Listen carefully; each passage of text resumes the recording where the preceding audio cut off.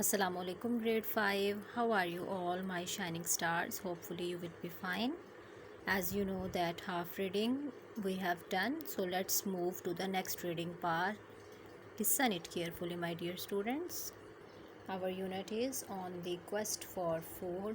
It related to Robinson Crusoe, that how he moved to city life and how he happened to came across a forest and how he managed his food and light.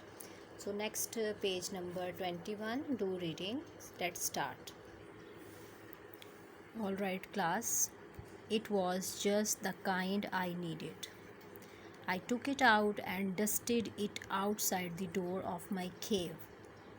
So what was the last point that he thought that about the grains?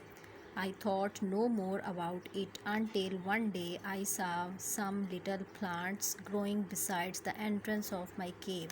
When he observed that there are some grains in his ship, and he did not thought that they are important, they are no use of it, so he throw them out of the cave. And after some days he came to happen that the entrance of his cave was there were some plants growing there. A close look and I realized that they were corn plants. So accidentally he throw them, but now they are corn plants. There were some barley and rice as well. A few seeds must have been left at the bottom of that bag and fallen in just the right place to grow. I had to look after these plants, saving every bit of grain from the birds. It took me 4 years before I had grown enough grains to eat.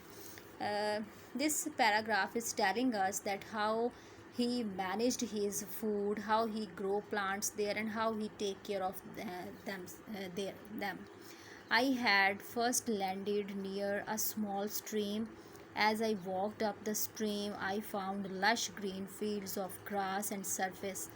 Farther Farther up, I found some melons on the ground and grapevine growing on trees. They were heavily laden with bunches of grapes.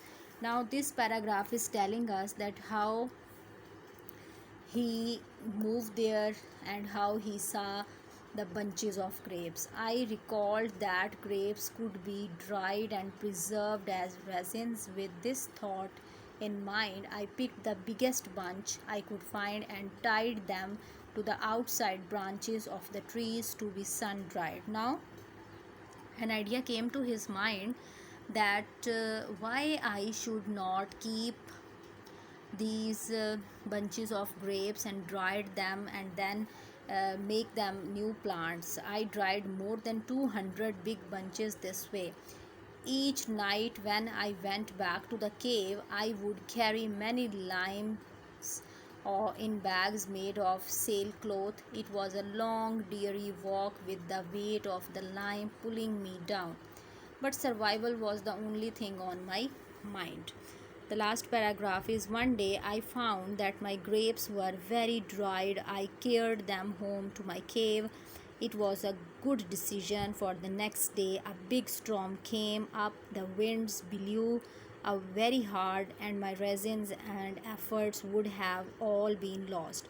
I kept the resins, lime, and meat at the back of the cave. This was the coolest area and the best place to store supplies. I sat at my table and read my Bible by the light I had made. Uh, After reading this story, which point is coming in your mind that if you also happened to live lonely without any food and without anything, without your delicious dishes, how you will feel there and how you will survive? This story on the quest for food is also giving us a message that don't lose heart at any rate. God has planned each and everything for us. Only we have to think about them and use them in a good way. So all the things will be in our uh, hands, inshallah. Okay, my dear class, our reading is done on the quest for food. Do this reading carefully at home and underline the different difficult words. Till then, Allah Hafiz to all of you.